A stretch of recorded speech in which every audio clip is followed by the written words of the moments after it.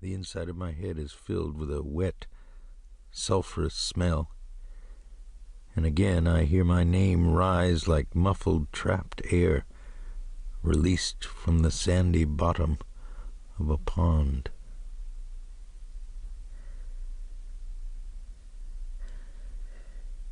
It was 4 a.m. on a Saturday, and raining hard when I awoke from the dream in a West Baton Rouge motel. I sat on the side of the bed in my underwear and tried to rub the dream out of my face. Then I used the bathroom and came back and sat on the side of the bed again in the dark. First light was still 2 hours away, but I knew I would not sleep again. I put on my raincoat and hat and drove in my pickup truck to an all-night cafe that occupied one side of a clapboard roadhouse. The rain clattered on my truck cab, and the wind was blowing strong out of the southwest, across the Atchafalaya swamp, whipping the palm and oak trees by the highway.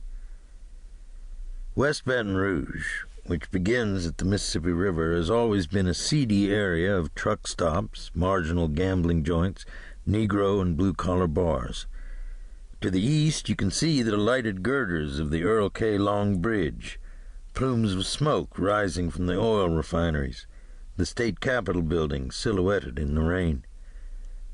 Baton Rouge is a green town, full of oak trees, parks, and lakes, and the thousands of lights on the refineries and chemical plants are regarded as a testimony to financial security rather than a sign of industrial blight.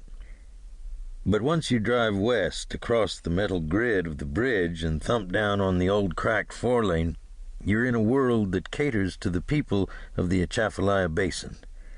Cajuns, redbones, roustabouts, pipeliners, rednecks whose shrinking piece of American geography is identified only by a battered pickup, a tape deck playing Waylon, and a 12-pack of Jacks.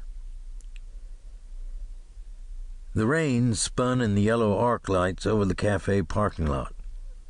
It was empty inside except for a fat Negro woman whom I could see through the service window in the kitchen, and a pretty red-headed waitress in her early 20s, dressed in a pink uniform with her hair tied up on her freckled neck.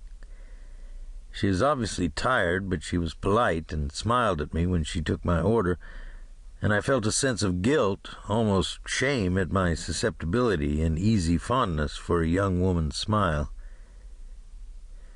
Because if you're 49 and unmarried or a widower, or if you've simply chosen to live alone, you're easily flattered by a young woman's seeming attention to you, and you forget that it is often simply a deference to your age. I ordered a chicken-fried steak and a cup of coffee and listened to Jimmy Clanton's recording of Just a Dream that came from the jukebox next door.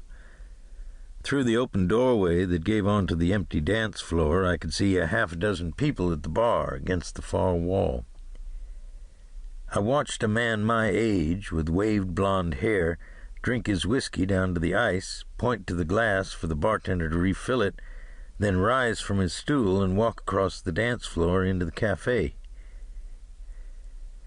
He wore gray slacks, a green sport shirt with blue flowers on it, shined loafers, white socks, a gold watch, and gold clip-on ballpoint pins in his shirt pocket.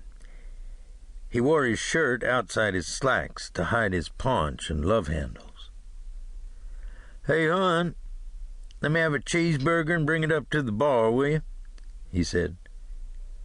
Then his eyes adjusted to the light, and he looked at me more carefully.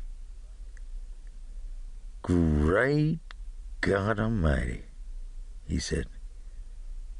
"Dave Robicheaux, you son of a buck." A voice and a face out of the past. Not simply mine, but from an era. Dixie Lee Pugh, my freshman roommate at Southwestern Louisiana Institute in 1956.